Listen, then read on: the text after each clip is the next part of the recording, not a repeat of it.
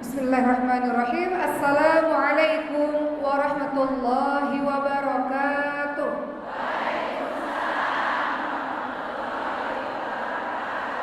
Alhamdulillahirabbil alamin wa bihi nasta'in ala umuri dunya waddin. Wassalatu wassalamu ala asyrafil anbiya'i wal mursalin wa ala alihi wa sahbihi ajma'in, amma ba'd. Rabbi shrah li sadri wa yassir li amri wahlul 'uqdatam min lisani yafqahu qawli. Amin amin ya rabbal alamin. Ibu-ibu semuanya sehat? Ada yang sedih hari ini? Ada ya. Ada yang sedih ya? Mudah-mudahan majelis ilmunya membuat hatinya tenang, membuat hatinya bahagia insyaallah. Ada yang bahagia di sini? Bahagia? Alhamdulillah, alhamdulillah. Saya sapa dulu yang saya hormati Ketua DKM Masjid At-Taqwa Jalaksana Ustadz Muhammad Anwar Salihin. Yang saya hormati Bapak Camat Kecamatan Jalaksana.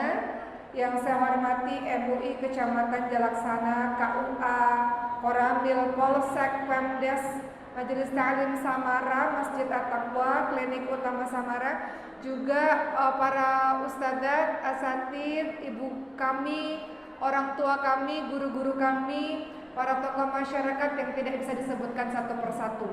Alhamdulillah, tadi pagi pukul 5 pagi kurang lebih saya jalan dari Jakarta dan sampailah ke tempat ini dan bisa bersilaturahmi dengan ibu-ibu semua. Ibu-ibu, sebelum saya mulai ceramah, mohon doanya. Nanti bulan September saya sudah akan tinggal di Mesir, Bapak ibu-ibu sekalian.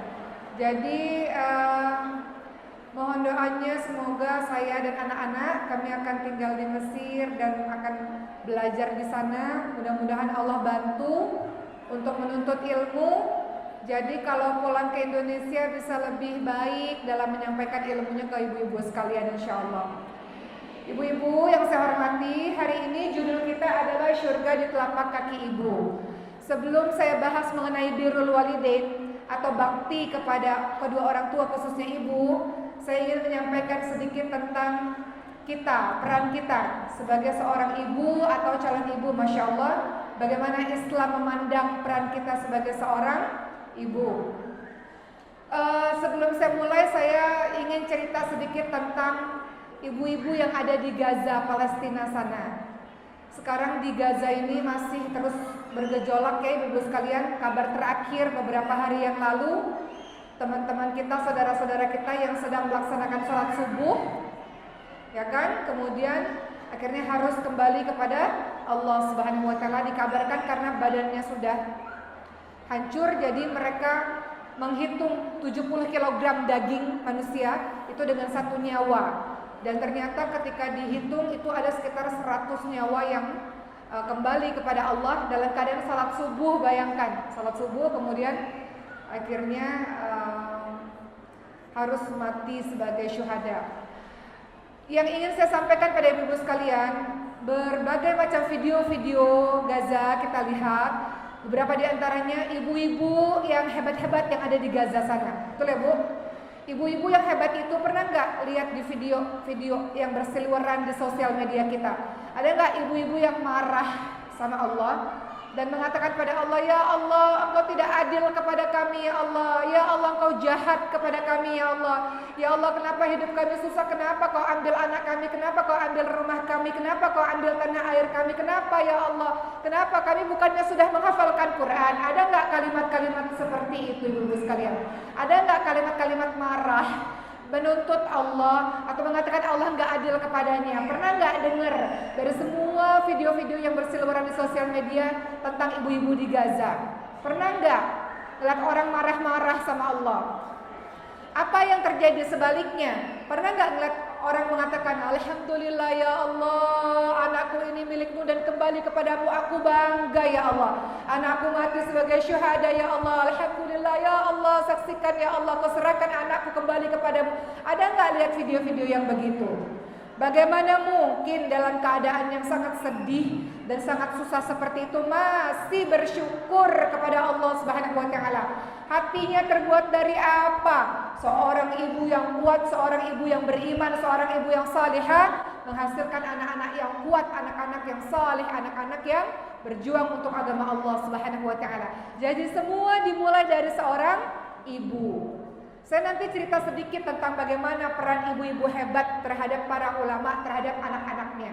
Ulama-ulama kita mayoritas itu adalah seorang yatim, gak punya ayah. Siapa yang membesarkan ibunya seorang diri, yang menghantarkan anak-anak tersebut menjadi ulama luar biasa. Maka Masya Allah, surga di bawah telapak kaki ibu. Ibu tidak hanya mengandung atau melahirkan atau menyusui. Sebagian besar ibu-ibu para ulama adalah ibu-ibu tunggal, ibu-ibu sendiri yang membesarkan anaknya dengan luar biasa susah payah sehingga anaknya menjadi anak yang hebat, yang mudah-mudahan bisa menginspirasi kita. Saya atau sebagian ibu di sini masih ada suami, masih terbantu istilahnya dalam mendidik anak-anak. Ibu-ibu yang ulama ini adalah ibu-ibu tunggal dan bisa kuat, bisa hebat dalam menciptakan anak-anaknya menjadi pejuang-pejuang agama Allah Subhanahu wa taala. Maka ibu sekalian, izinkan sedikit saya menceritakan bagaimana Islam memandang peran wanita sebagai seorang ibu yang sangat luar biasa. Masya Allah. Ketika ada seseorang yang bertanya pada Rasulullah, "Ya Rasulullah, siapa orang yang paling berhak untuk aku perlakukan baik di muka bumi ini?" Apa kata Rasulullah SAW? Kata Rasul apa? Ibumu. Terus siapa lagi kata Rasul? Siapa lagi ya Rasulullah? Siapa lagi bu? Ibu. Diucapkan berapa kali itu? Diucapkan 3 kali. Bagaimana Rasulullah SAW, hadis ini sudah sangat terkenal, ibu semua sudah tahu. Bagaimana menekankan agar kita menghormati yang pertama kali adalah ibu, 3 kali, kemudian ayah. Ibu adalah madrasah kita ini ibu sekalian. Bila kita mempersiapkannya dengan baik, berarti kita atau engkau wahai para ibu telah mempersiapkan generasi yang mulia. Ibu adalah taman. Bila engkau rajin menyiramnya, maka ia akan tumbuh subur dan lebat daunnya. Ibu adalah guru terkemuka. Jasa-jasa besarnya akan menyelimuti seluruh cakrawala. Masya Allah, tidak main-main peran dari seorang ibu, memiliki peran yang sangat agung dalam memperbaiki kondisi masyarakat. Ya. Salah satunya kondisi masyarakat diperbaiki lewat rumah. Dalam surah Al-Ahzab 33, Allah Subhanahu wa taala berfirman, "A'udzubillahi minasyaitonirrajim. Wa qarna fi buyutikunna wa la tabarrajna tabarrujal jahiliyatul ula." Ya. Apa kata Allah Subhanahu wa taala? "Dan hendaklah kamu tetap di rumahmu dan janganlah kamu berhias dan bertingkah laku seperti orang jahiliyah di zaman dulu." Jadi ternyata ibu sekalian, tempat kita yang terbaik itu adalah di rumah. Boleh nggak seorang perempuan keluar rumah untuk urusan-urusan yang tertentu, untuk urusan-urusan penting seperti menuntut ilmu. Selesai menuntut ilmu, balik pulang ke rumah dan mengerjakan tugasnya untuk mendidik anak-anaknya.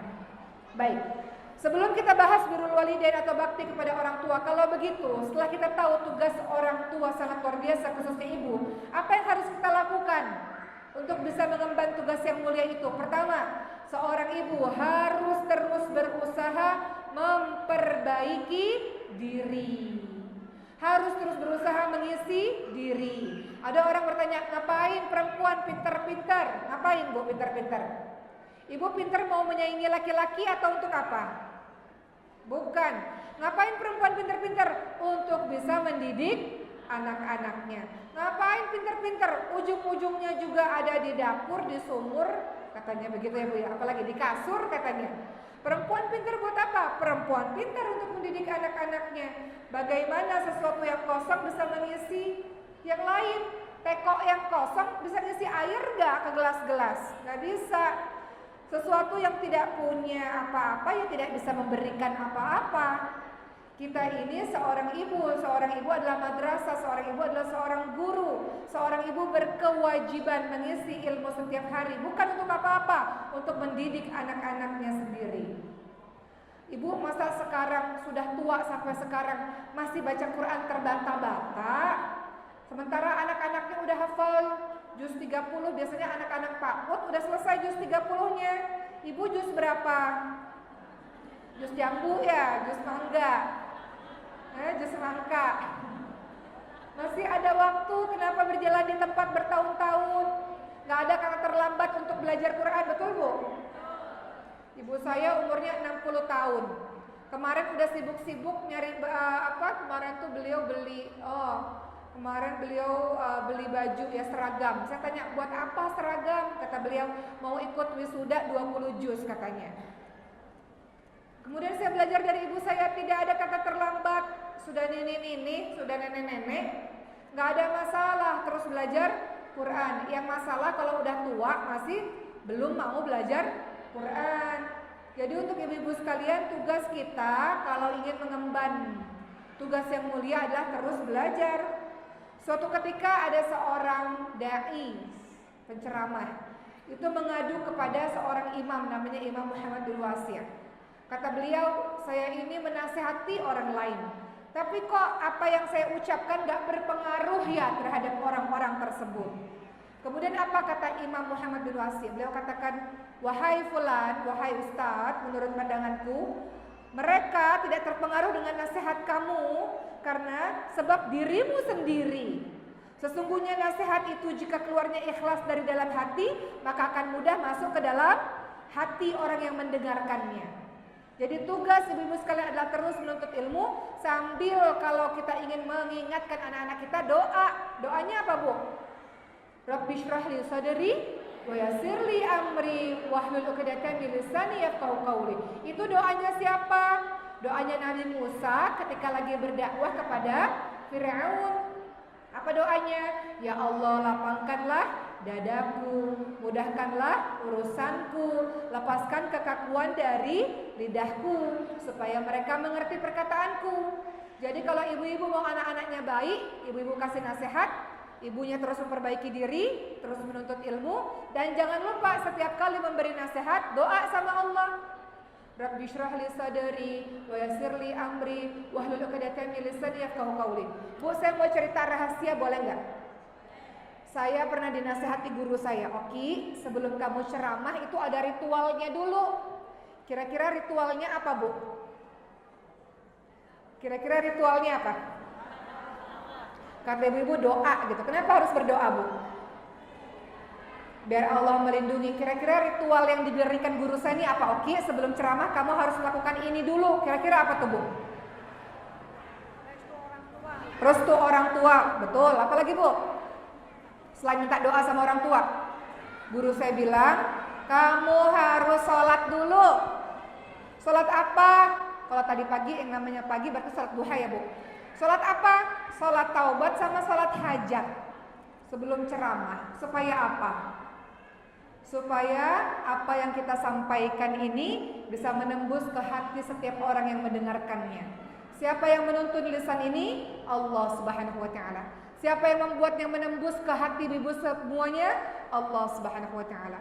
Menyadari saya yang penuh dengan dosa, yang sebetulnya tidak pantas duduk di depan ibu-ibu menyampaikan ini, maka sholat taubat, minta sama Allah, Allah ampuni. Dan sholat hajat, minta sama Allah agar kata-kata yang disampaikan, kita gak pernah tahu dari 1 jam ceramah ayat yang mana atau kalimat yang mana bisa menembus ke hati setiap orang. Sama juga kalau kita lagi nasihat buat anak kita, apalagi buat suami kita. Gimana nasihatin suami? Doa dulu. Rabbi shrah li sadri wa yassir li amri wahlul 'uqdatam min lisani yafqahu qawli. Doa dulu, karena yang memiliki lisan kita Allah. Allah yang menggerakkan lisan kita ini mampu untuk menembus ke hati setiap orang. Allah yang menuntun lisan ini untuk dia pahami. Makanya ya Allah, lapangkanlah dadaku ya Allah. Saat aku menyampaikan ini ya Allah, bersihkanlah hatiku ya Allah, lapangkanlah dada ini. Mudahkanlah ya Allah urusanku ya Allah, mudahkan ya Allah. Dan lepaskan kekakuan dari lidahku supaya orang-orang ini mengerti apa yang kumaksudkan ya Allah. Dia paham apa yang kumaksudkan dan bermanfaat untuknya apa yang kusampaikan ya Allah. Begitu ibu-ibu sekalian.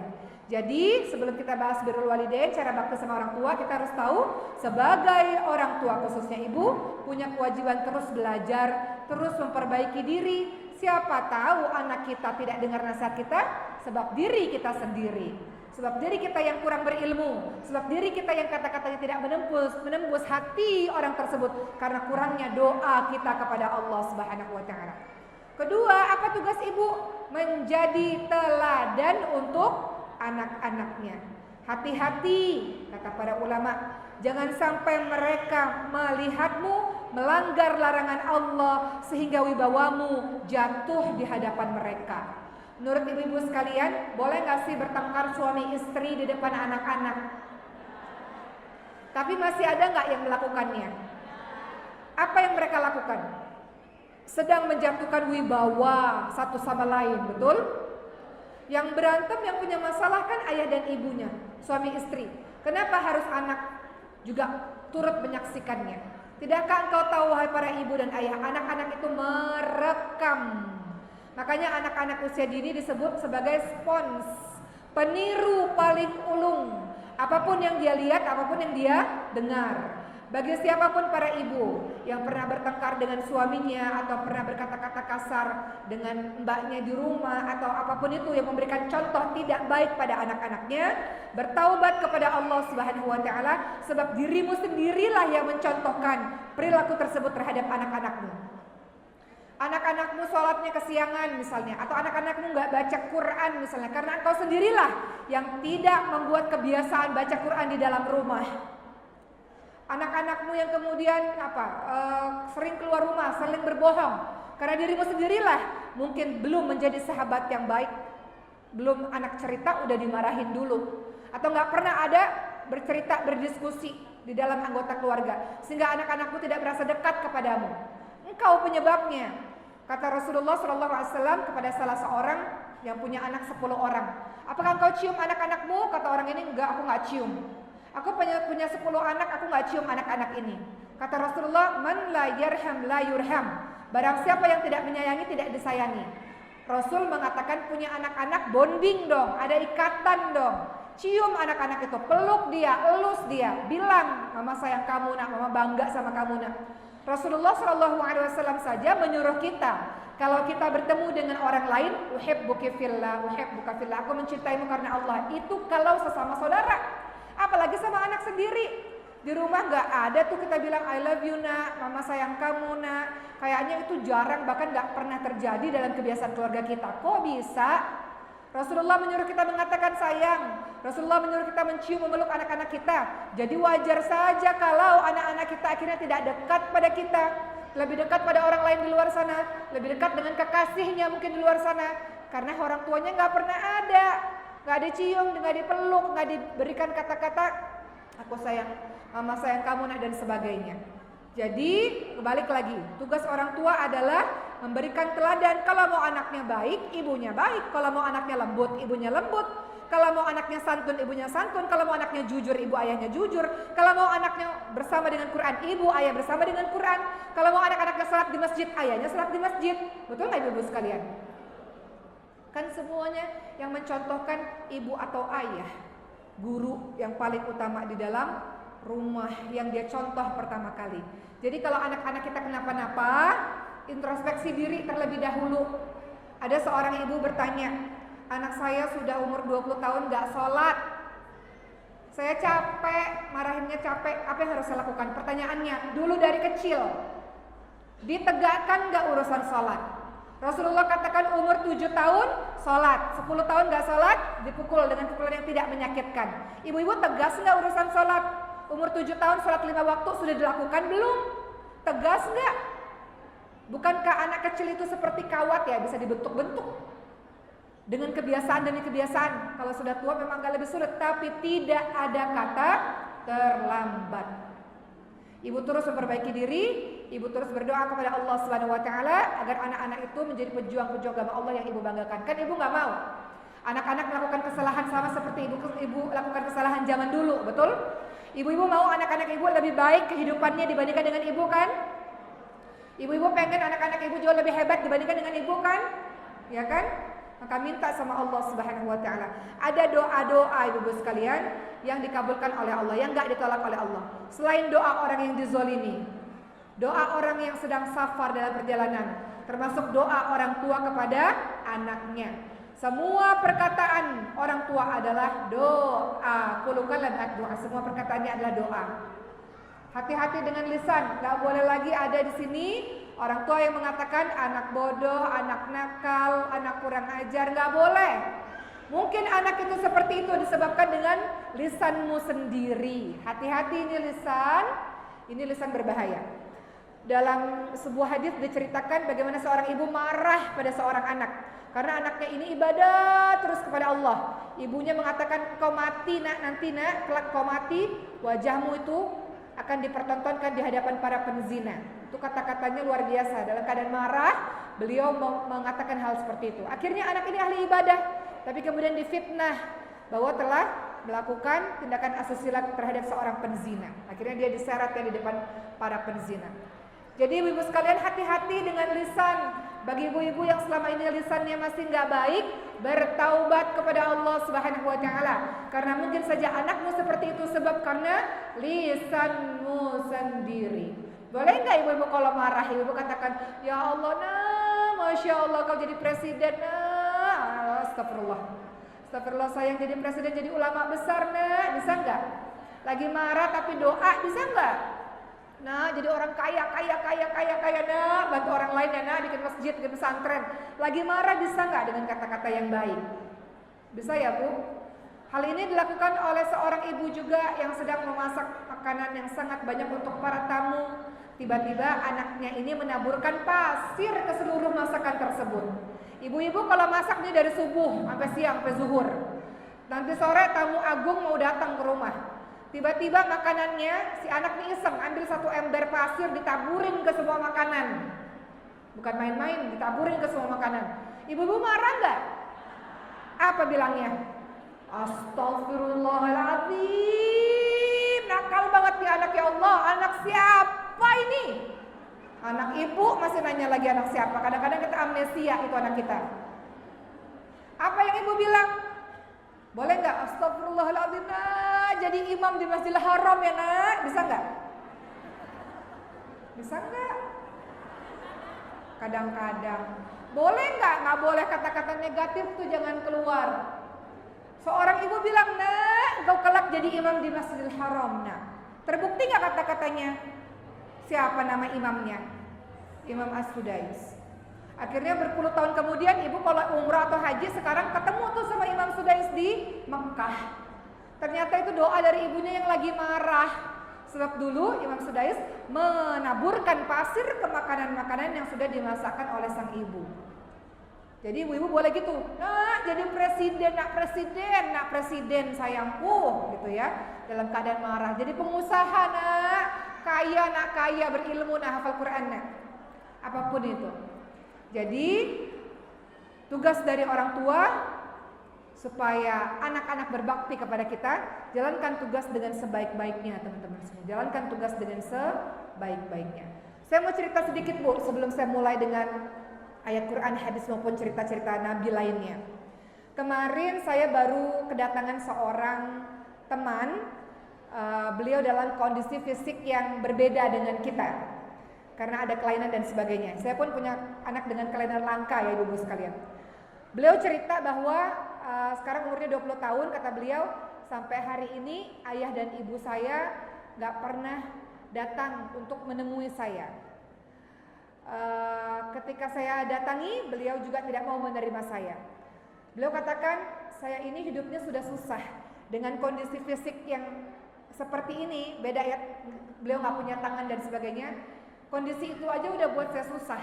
Ditambah bulian orang-orang, ditambah lagi orang tua yang membuang saya, kata beliau. Tapi nggak apa-apa, saya sudah berdamai dengan semuanya.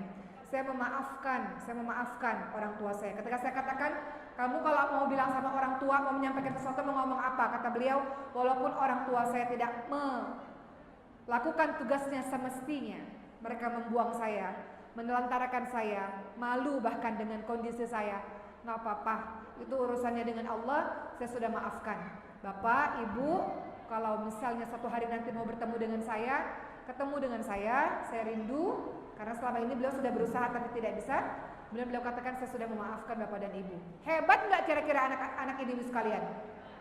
Anak ini dibuang loh, nggak dianggap, malu orang tuanya kepadanya. Dia katakan, aku ngerasa kayak kenapa ya aku mesti dilahirin kalau semua orang nggak menginginkan aku.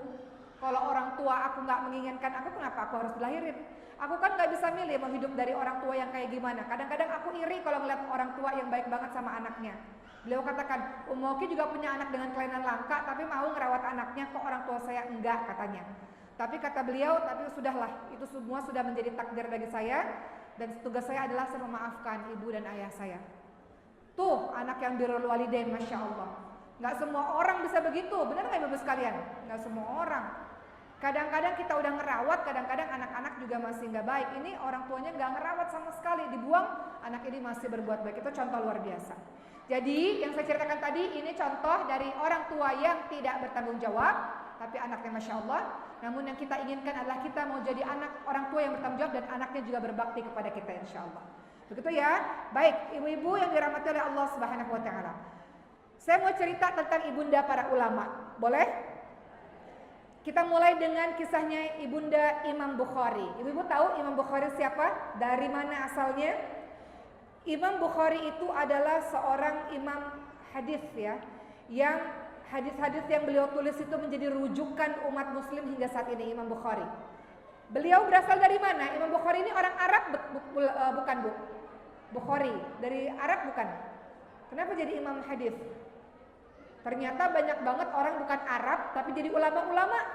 Imam Bukhari itu dari Bukhara, dari Uzbekistan, Bu, bukan berbahasa Arab, tapi jadi ulama luar biasa. Ternyata masa kecilnya beliau pernah mengalami kebutaan. Imam Bukhari ketika kecil pernah buta.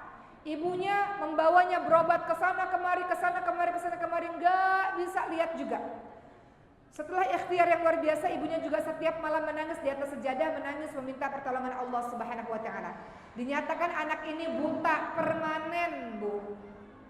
Tapi selalu ada jalan. Kalau kata Allah sembuh, bisa sembuh nggak kira-kira? Apakah ibu ini berhenti berjuang? Enggak. Beliau ikhtiar ke sana kemari dan beliau berdoa dengan tetesan air matanya sampai kemudian semakin khusyuk beliau beribadah, kemudian beliau tertidur di atas sejadahnya. Suatu hari ketika setelah selesai berurai air mata, beliau tidur di sejadah karena kelelahan, beliau bermimpi. Didatangi oleh seseorang dan mengatakan, "Wahai ibu yang salihah, sesungguhnya Allah telah mengembalikan penglihatan anakmu lantaran banyaknya doamu untuknya." Maka ketika ibu ini bangun, ajaib, Imam Bukhari sudah bisa melihat. Dan jadilah beliau imam yang sangat luar biasa sampai hari ini. Lihat tuh, seorang ibu kuat, tangguh, seorang ibu yang husnudzon, berprasangka baik kepada Allah. Ibunya hebat, anaknya hebat, luar biasa. Siti Hajar, tahu kisahnya Bu? Siti Hajar, ibu tunggal juga karena suaminya jauh LDR. Suaminya di mana? Nabi Ibrahim alaihissalam di Palestina. Siti Hajar di kota Mekah bersama bayi Ismail. Gak ada orang, gak ada tumbuhan, gak ada air, gak ada siapa-siapa. Apakah Siti Hajar mengatakan, kenapa sih nasibku gini banget ya Allah? Kenapa sih aku kok kamu uji dengan cara seperti ini ya Allah? Gak pernah Siti Hajar berkata begitu. Siti Hajar hanya mengatakan, ya Ibrahim, suamiku, kalau memang ini perintah dari Allah, memang ini takdirku, Allah gak akan meninggalkanku. Tugas kita sebagai orang hamba Allah yang jalani takdir aja. Maka apa yang dilakukan Siti Hajar? Berjuang dari Bukit Sofa ke Bukit Marwah, Marwah ke Sofa sebanyak 7 kali, nyari air supaya anaknya tetap hidup. Apa yang kita bisa pelajari dari Siti Hajar? Wajar anak-anaknya penuh bakti. Ibunya mati-matian untuk si anak ini. Ibunya menjadi ibu yang tangguh, yang sabar, yang kuat, gak nangis berlarut-larut. Ibunya bangkit, ibunya penuh dengan semangat, ibunya tahu ada harapan, ada masa depan yang baik untuk anak ini. Ibu sendiri loh ibu-ibu sekalian. Kita lihat lagi ibu siapa? Ibu Sufyan Ats-Tsauri. Beliau adalah seorang Amirul Mukminin fil hadis. Sufyan Ats-Tsauri ini adalah pemimpin Islam dalam hadis Nabi Muhammad SAW. Kata ibunya apa? Wahai Sufyan anakku, aku ini tidak punya uang. Namun belajarlah nak, aku akan terus berusaha, bekerja dengan usaha memintalku ini, kata beliau. Belajar nak sungguh-sungguh nak. Ibu bisa bekerja nak untuk membiayai kamu nak. Belajar sungguh-sungguh, tugasmu belajar sungguh-sungguh. Ibunya lah yang menyemangati, menasehati, mewasiati agar semangat dalam menggapai ilmu. Kalau ibunya lemah, gak mungkin anaknya jadi anak yang hebat, betul nggak ibu-ibu sekalian? Anak-anak ini tumbuh jadi ulama besar. Ulama besar pasti ada ibu yang hebat di sisinya. Begitu juga ibunya Imam Syafi'i rahimahullah. Ibunda Imam Syafi'i, mereka berasal dari Gaza. Di usia 2 tahun, ibu Imam Syafi'i bawa Imam Syafi'i menuju ke kota Mekah buat belajar agama. Betul-betul sang ibunya ini membawa anak tersebut agar dekat dengan para ulama. Imam Syafi'i sudah hafal Quran dari umur 7 tahun dan sudah menjadi seorang ulama yang besar di usia 15 tahun, Masya Allah. Sebab apa? Ibu yang luar biasa. Itulah kita belajar dari para ibu-ibu yang hebat. Sebelum kita bahas lagi birrul walidain, ternyata belum masuk nih birrul walidain ya Bu. Saya hanya ingin mengingatkan pada saya dan kita semua, ibu harus terus bahagia. Karena kebahagiaan kita penting untuk anak-anak kita. Betul Bu? Ibu harus waras. Yang buat bahagia siapa? Suami nggak buat bahagia? Enggak, kata siapa? Suami kadang-kadang buat bahagia, kadang-kadang buat air mata. Ya nggak Bu? Yang buat bahagia siapa? Diri kita sendiri. Kita yang menciptakan bahagia. Yang buat kita kuat siapa? Diri kita sendiri bilang kuat, kuat, kuat gitu. Ibu yang kuat dibutuhkan untuk anak-anaknya. Saya teringat saya bergabung dalam ibu-ibu komunitas kelainan langka. Apa kata beliau? Kalau saya nggak kuat, anak saya gimana? Kalau saya nangis terus-menerus, anak saya gimana? Betul nggak Bu? Kalau saya sakit, anak saya gimana? Maka ibu harus bahagia, ibu harus kuat, ibu harus sehat. Siapa yang membuat bahagia? Diri kita sendiri. Kita bisa bahagia kalau kita punya kedekatan dengan Allah. Apa korelasinya? Apa hubungannya dekat sama Allah dengan bahagia? Kalau kita dekat sama Allah, apapun yang terjadi dalam kehidupan kita, kita terima sebagai bagian dari takdir Allah. Kenapa ada orang depresi? Kadang-kadang karena nggak terima akan sebuah kejadian yang terjadi padanya. Orang-orang yang dekat pada Allah, dia tahu, ya Allah, semua yang terjadi dalam kehidupanku sudah bagian dari takdir. Katanya beriman kepada qada dan qadar. Apa itu beriman pada qada dan qadar? Beriman kepada takdir, bahwa semua yang Allah takdirkan pada kita adalah baik dan semua sudah tertulis di Lauhul Mahfuz. Apa yang terjadi pada kita sudah Allah izinkan, memang itu terjadi pada kita. Allah izinkan orang itu di jam segitu, di waktu itu menyakiti kita. Allah izinkan semua itu agar kita belajar dari kisah itu, misalnya dari kejadian itu. Jadi orang-orang yang dekat sama Allah, dia tahu semua yang terjadi adalah baik. Pertama, karena memang ini sudah ditakdirkan oleh Allah, sudah tertulis di Lauhul Mahfuz. Kita bisa apa? Kita hanya bisa menjalankan saja. Kedua, surah Al-Baqarah 216. Wa 'asa an takrahu syai'an wa huwa khairul lakum wa 'asa an tuhibbu syai'an wa huwa syarrul lakum wallahu ya'lamu wa antum la ta'lamun. Boleh jadi apa yang kamu tidak suka, itulah yang terbaik untuk kamu. Aku nggak suka kenapa keadaan anakku begini, itulah yang terbaik untuk kamu. Aku nggak suka kenapa suamiku begini, itulah yang terbaik buat kamu. Aku nggak suka kenapa keadaan rumahku begini, itulah yang terbaik untuk kamu. Boleh jadi apa yang kamu tidak suka itulah yang terbaik untuk kamu. Lewat kejadian itu kita belajar sabar, tangguh, kuat, hebat. Betul ya Bapak sekalian? Siti Hajar harus mengalami hal menjadi ibu tunggal dulu baru belajar kuat, hebat, sabar. Begitu pula dengan kita. Jadi itu contoh-contoh dari ibunda para ulama yang sangat luar biasa, yang mudah-mudahan kita terinspirasi untuk menjalankan amanah dan tugas kita. Ibu yang lebih solihah dibanding kita banyak, betul nggak? Yang sholat malamnya nggak pernah tinggal dibandingkan dengan diri kita banyak. Yang ngajinya Qurannya luar biasa banyak. Mereka menunggu anak berbelas-belas tahun, berpuluh-puluh tahun. Allah nggak kasih anak. Kita siapa? Ibadah biasa-biasa aja, tapi Allah kasih kita anak. Bersyukur nggak ibu-ibu sekalian? Bersyukur. Dikala orang-orang susah mendapatkan anak, ibu-ibu muda dapetin anak. Dikala orang-orang itu punya anak tapi sakit anaknya, tergeletak nggak bisa bergerak, bahkan harus melakukan pengobatan yang luar biasanya mahalnya misalnya. Ibu-ibu punya anak sehat, bersyukur kepada Allah Subhanahu wa taala dengan cara apa? Dengan cara mendidik anak itu dengan sebaik-baiknya dan jadikan anak itu pejuang-pejuang agama Allah. Kesalahan yang pernah kita buat di masa lalu jangan sampai anak itu lakukan. Belajar dari kesalahan kita, kita didik anak-anak kita menjadi jauh lebih baik dibandingkan dengan diri kita. Itu tugas seorang ibu. Sekarang saya mau bahas tentang setelah posisi kita sebagai seorang ibu, maka sekarang kita tahu betapa dahsyatnya kita bakti kepada kedua orang tua kita. Semua dari kita, berapapun umurnya, tetap kita adalah anak dari ibunda kita. Betul Bapak sekalian? Setelah di satu sisi kita belajar mau jadi ibu yang lebih baik, mau jadi ibu yang minta maaf untuk anak-anaknya karena kurang sabar, kurang berilmu, kurang solehah. Ibu-ibu minta maaf ya sama anak-anak ya Bu. Pernah gak minta maaf sama anak? Boleh gak minta maaf sama anak? Kenapa? Karena ibu kurang sabar, karena ibu kurang berilmu. Gak ada anak nakal, yang ada anak yang gak tahu, karena gak dikasih tahu, karena gak sabar ketika kita ngasih tahu, karena gak dibimbing dengan baik, karena kurangnya ilmu kita. Gak ada anak nakal, yang ada kita yang kurang, karena belum mendapatkan banyak ilmu untuk mengasuhnya dengan baik, belum belajar banyak untuk membimbingnya dengan baik. Gak ada anak nakal ibu-ibu sekalian, kita yang kurang dalam mendidiknya. Sekarang posisi kita sebagai seorang anak, kita kan pengen anak-anak kita bakti sama kita. Kita pun seorang anak yang ingin bakti sama orang tua. Baik teman-teman semua, ada seseorang yang bertanya kepada Rasulullah SAW, ya Rasulullah, apa sih amalan yang paling utama di kehidupan ini? Kata Rasulullah, sholat pada waktunya. Lalu apa lagi amalan yang paling utama? Kemudian Rasulullah menjawab, berbakti kepada orang tua. Lalu apa lagi ya Rasulullah? Berjihad di jalan Allah Subhanahu wa taala. Bayangkan, jihad di jalan Allah itu sama-sama amalan terbaik dengan berbakti kepada kedua orang tua. Ingat ibu sekalian, ridhonya orang tua bergantung, ridho Allah bergantung pada ridhonya orang tua. Murkanya Allah bergantung murkanya orang tua.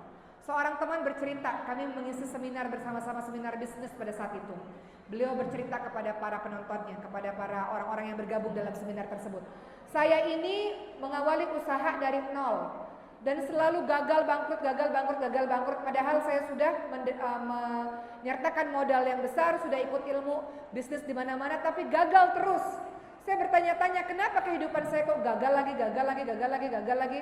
Ternyata beliau bilang, saya lupa selama ini untuk kembali pada ibu, minta maaf kepadanya dan minta doa kepadanya.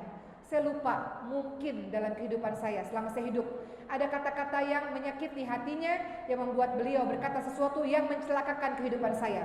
Ingat tadi kita sepakat di awal, kullu kalimat doa. Perkataannya orang tua adalah doa. Hati-hati bu, kita cek keadaan diri kita. Kalau hari ini rumah tangga kita bermasalah, keadaan ekonomi kita bermasalah, kita sakit-sakitan, atau semuanya bermasalah, mungkin ada satu dosa kita yang kita goreskan di hati orang tua kita, ada satu perkataan kita, perbuatan kita yang kita goreskan di hati orang tua yang menyebabkan beliau mengatakan sesuatu atau beliau tidak ridha terhadap kita, yang itu mencelakakan kehidupan kita. Karena orang yang durhaka pada orang tua balasannya langsung di dunia. Jadi kalau kita cek keadaan kita, rumah tangga kok berantakan, kehidupan ekonomi kok susah, menjalani kehidupan kok tidak benar, mungkin karena ada salah kita pada orang tua. Teman saya mengatakan, saya balik ke kampung orang tua saya cium kaki ibu saya minta maaf, mungkin selama ini kurang perhatian padanya, mungkin selama ini kurang banyak berinteraksi dengannya karena terlalu sibuk. Saya minta doa kepadanya, saya minta maaf kepadanya. Dan sejak saat itu perlahan-lahan Allah bantu ekonomi saya dan jadilah bisnisnya besar sampai hari ini. Jadi beliau katakan ternyata kuncinya gak jauh-jauh.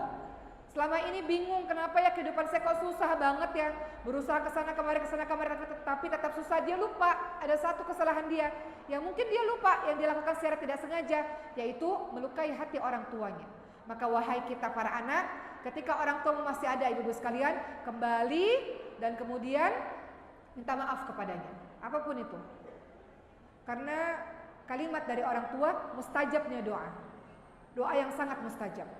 Ibu-ibu yakin gak dengan itu? Mustajabnya doa. Makanya kalau ibu saya udah ngomong sesuatu, saya suka takut bu. Ibu jangan ngomong gitu gitu, takut gitu. Karena tahu bahwa doa dari para orang tua itu keramat. Saya cerita sedikit ya bu. Beberapa teman mengatakan, Uma tuh kalau kami perhatikan, kata mereka yang nemenin saya dakwah, Uma tuh selalu perhatian kepada dua orang ketika lagi ceramah, ketika lagi berkumpul bersama dengan orang-orang ibu-ibu semua ketika lagi safari dakwah. Saya memberikan perhatian lebih bu pada orang yang sudah tua, ibu-ibu yang sudah tua dan anak-anak kecil biasanya. Biasanya kalau yang mau foto-foto biasanya saya dahulukan dua orang ini biasanya. Atau ketika lagi di mana-mana saya akan dahulukan orang tua dan anak-anak. Kemudian mereka tanya, kenapa anak-anak dan kenapa orang tua? Ya anak-anak karena dia masih kecil ya. Dan kita disunahkan untuk dianjurkan untuk berkasih sayang dengan anak-anak. Kedua, ibu-ibu, di kepala saya doa mustajab itu bukan hanya orang tua kita, tapi semua orang tua. Berbuat baik itu nggak hanya kepada orang tua kandung kita, tapi kepada semua orang tua. Makanya bu, kalau kita boleh punya kebiasaan, kalau kita bertemu dengan orang tua yang sudah sepuh, itu kan beliau sudah banyak memakan asam garam kehidupan ya bu ya. Biasanya sudah lebih dekat keadaannya dengan Allah Subhanahu wa taala, minta doa kepadanya. Kalau ibu-ibu mau tanya, saya suka minta doa sama siapa? Selain pada guru-guru, saya suka minta doa pada ibu-ibu yang sepuh. Karena saya percaya itu mustajabnya doa. Mustajabnya doa. Jadi kita diminta berbakti atau berbuat baik pada orang tua, bukan hanya orang tua kita saja, tapi orang tua dimanapun berada. Orang tua yang kita lihat fisiknya lemah itu, keadaan mereka sudah sangat dekat kepada Allah Subhanahu Wa Taala, minta doa dari mereka. Orang-orang yang sudah memiliki asam garam kehidupan yang doanya mustajab, minta doa daripada mereka. Jadi kembali lagi ibu sekalian, kita adalah seorang anak, kita punya waktu untuk senantiasa minta doa kepada orang tua kita.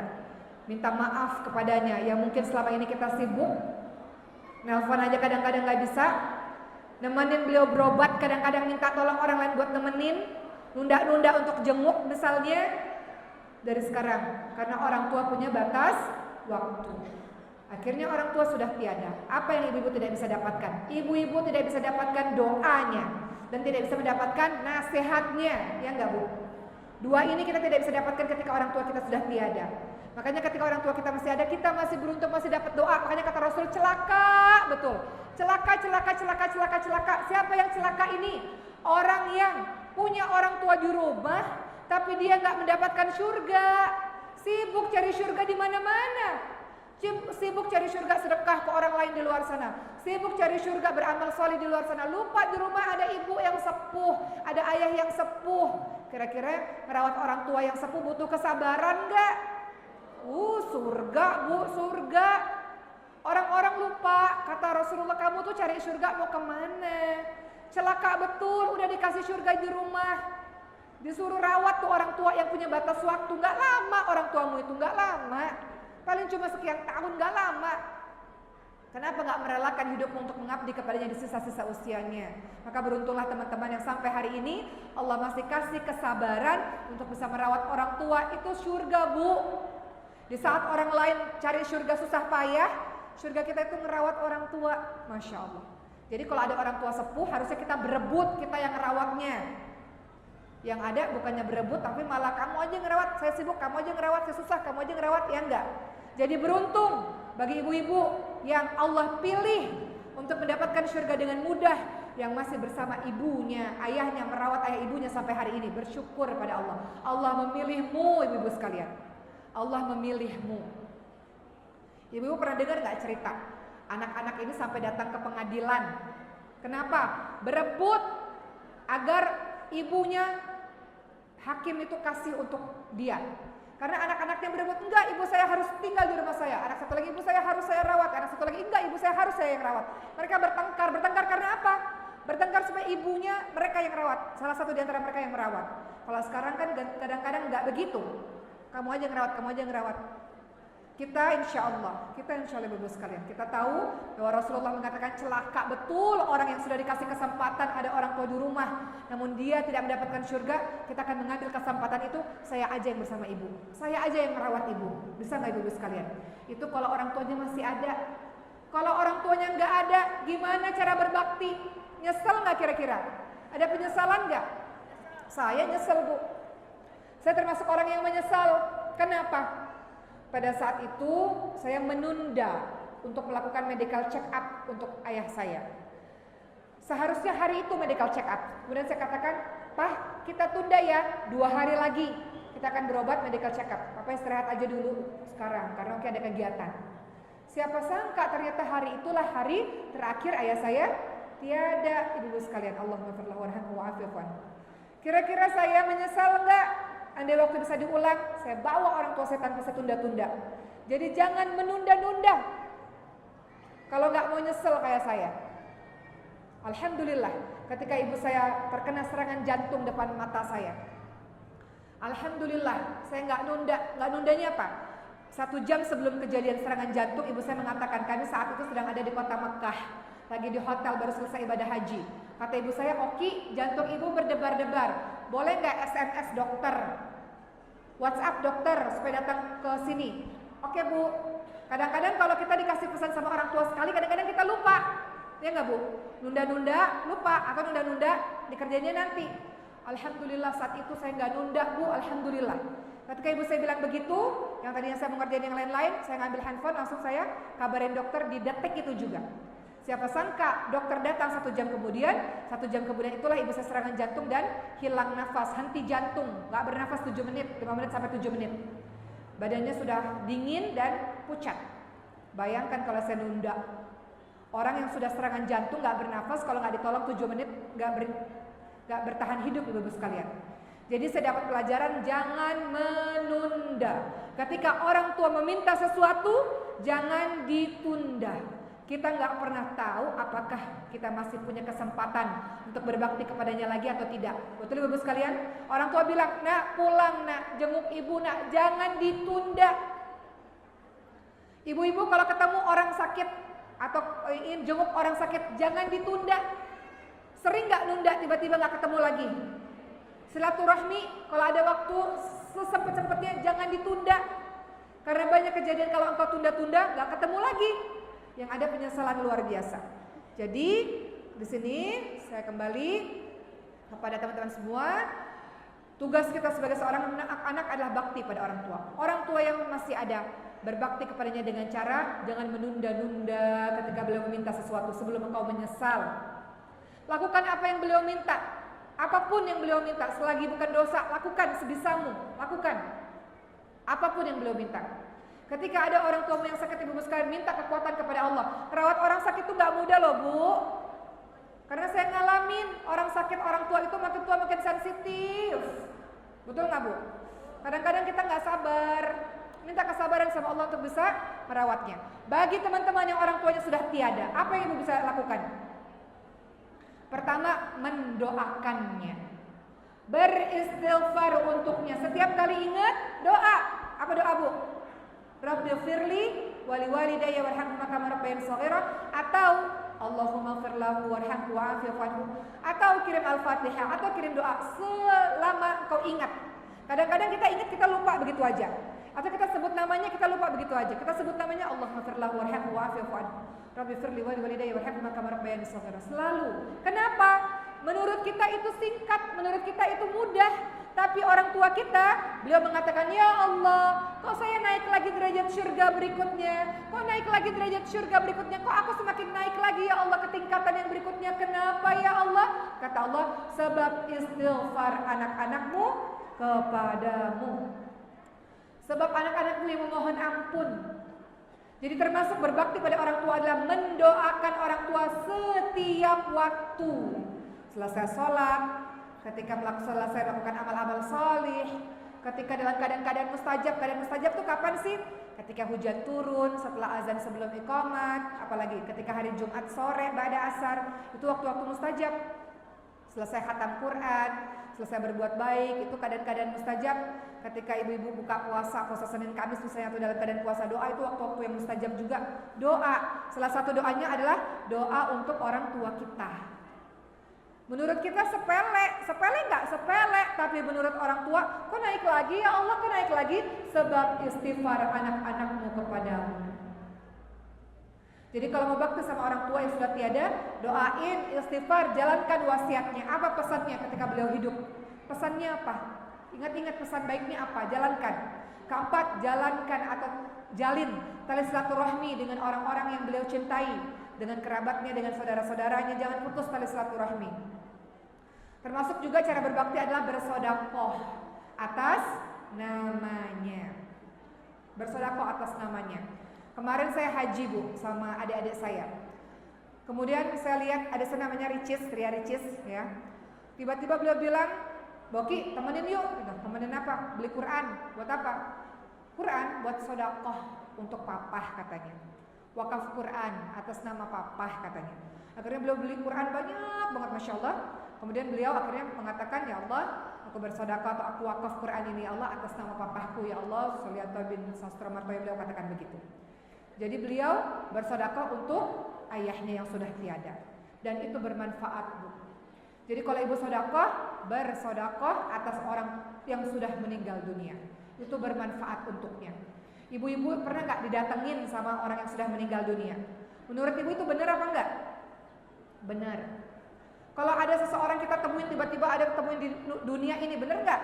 Bukan, itu jin yang menyerupai arwah tersebut. Tapi kalau dalam tidur ibu ketemu misalnya dengan orang tua ibu yang sudah tiada, itu mimpi yang benar. Ibu-ibu ketika tidur, ibu-ibu dalam kondisi yang mati kecil, ya kan? Yang mati, dalam keadaan mati. Kemudian kita bisa bangun ketika Allah meniupkan lagi atau Allah meletakkan lagi roh kepada kita. Jadi orang-orang yang sudah meninggal dunia bisa bertemu dengan kita ketika kita tidur, ruhnya bertemu. Kadang-kadang beliau ngasih pesan. Mungkin kurang sedekah, mungkin beliau lagi ada hutang, ibu-ibu belum bayarin misalnya sehingga ruhnya terkatung-katung.